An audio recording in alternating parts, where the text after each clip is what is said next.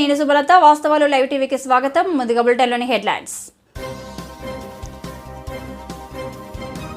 సచివాలయంలో ముఖ్యమంత్రి రేవంత్ రెడ్డిని కలిసిన ఇండియన్ గ్రాండ్ మాస్టర్ అర్జున్ ఎగిసైతో పాటు తెలంగాణకు చెందిన పలు క్రీడాకారులు. ఛార్జీల ఎఫెక్ట్, బిఎస్ఎన్ఎల్కు పెరుగుతున్న సబ్స్క్రైబర్లు. జిల్లాలో అధికారులు అప్రమత్తంగా ఉండాలని సీఎస్ ఆదేశం.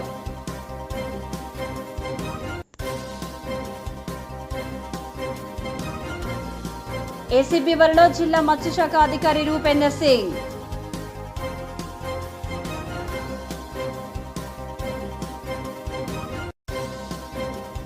రేవంత్ రెడ్డిని సికింద్రాబాద్ మహంకాళి బోనాల ఉత్సవాలకు ఆహ్వానించిన ఆలయ అర్చకులు.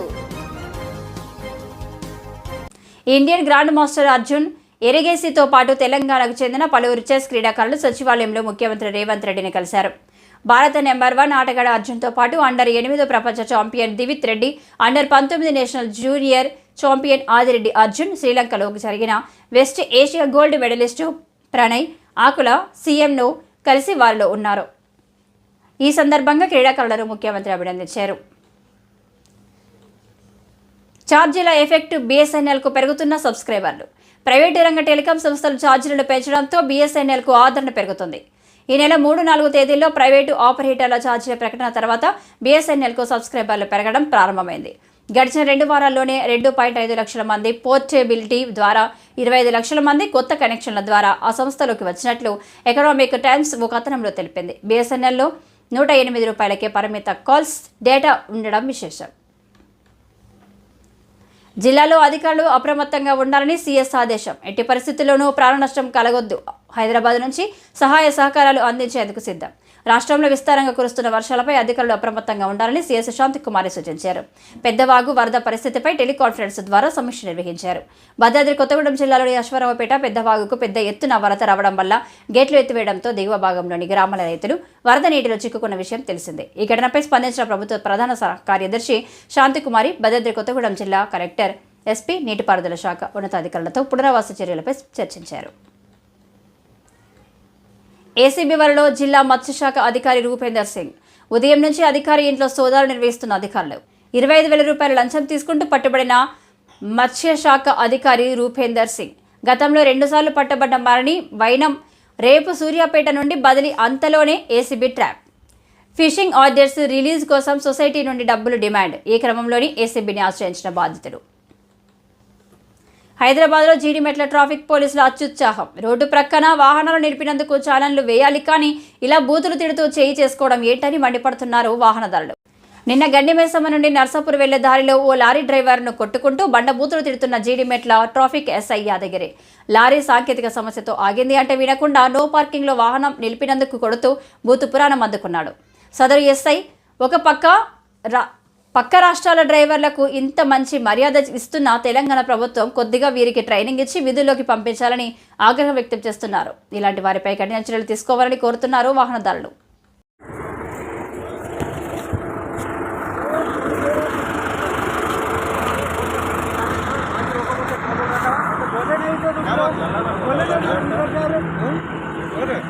अरे इसको गाड़ी में लेके इसको भिजा दो।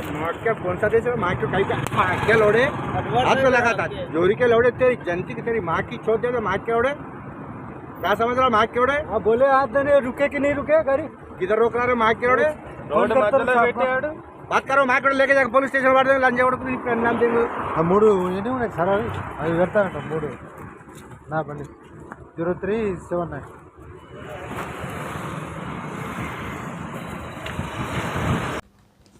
భారీ వర్షాలు కురుస్తున్న దృష్ట్యా మక్తల్ సర్కిల్ నియోజకవర్గంలోని ప్రజలు అప్రమత్తంగా ఉండాలి అని, అత్యవసరమైతే తప్ప బయటికి రావద్దు అని సీఐ చంద్రశేఖర్ ఒక ప్రకటనలో తెలిపారు.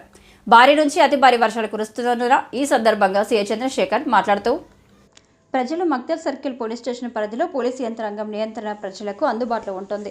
ఎవరైనా ఆపదలో ఉంటే వెంటనే డయల్ 100కి ఫోన్ చేసి పోలీసు వారికి సహాయం పొందగలరు అని, ముఖ్యంగా కృష్ణానది పరివాహక ప్రాంత ప్రజలు చేపల వేటకు వెళ్లరాదని, పుట్టిల ద్వారా ప్రయాణం చేయరాదని, నదిలోకి సెల్ఫీ ఫోటోలకు ఈత కొట్టడానికి వెళ్లరాదని తల్లిదండ్రులు తమ పిల్లలపై దృష్టి సారించాలని సీఐ తెలిపారు.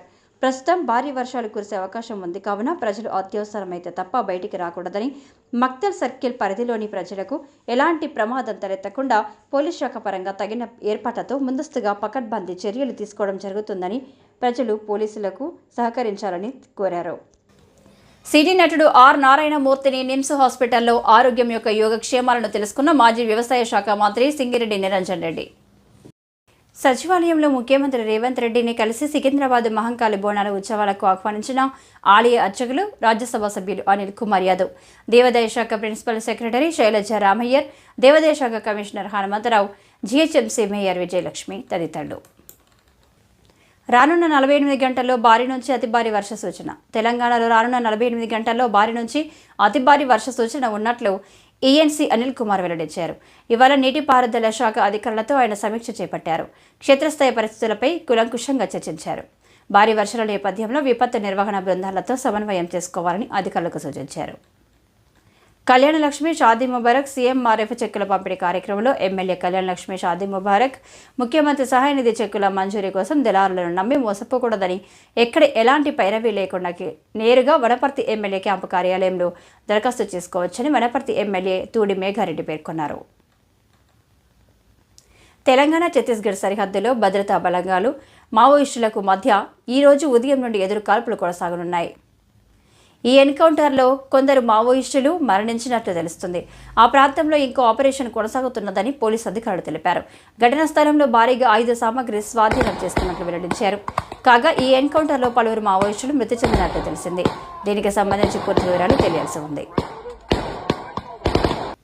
మహబూబ్ నగర్ జిల్లా బూత్పూర్ మండలం మద్దిగట్ల గ్రామంలో మొదటి విడతలో ₹1,00,000 రుణమాఫీ చేసిన సందర్భంగా సీఎం రేవంత్ రెడ్డి చిత్రపటానికి పాలాభిషేకం చేసిన బూత్పూర్ మాజీ ఎంపీపీ డాక్టర్ కైదరి శేఖర్ రెడ్డి, మండల కాంగ్రెస్ పార్టీ అధ్యక్షుడు కె శ్రీనివాసరెడ్డి, గ్రామ ముఖ్య నాయకులు, రైతులు, కార్యకర్తలు పాల్గొన్నారు. హోంశాఖ ప్రత్యేక ప్రధాన కార్యదర్శిగా మాజీ డీజీపీ రవిగుప్తా రాష్ట్ర ప్రభుత్వం ఇటీవల చేపట్టిన ఐపీఎస్ బదిలీలో అప్పటి వరకు డీజీపీగా ఉన్న రవిగుప్తాను రాష్ట్ర హోంశాఖ ప్రత్యేక ప్రధాన కార్యదర్శిగా బదిలీ చేసింది ప్రభుత్వం. సెలవుల్లో ఉన్న రవిగుప్తా నిన్న పదవి బాధ్యతలు చేపట్టారు.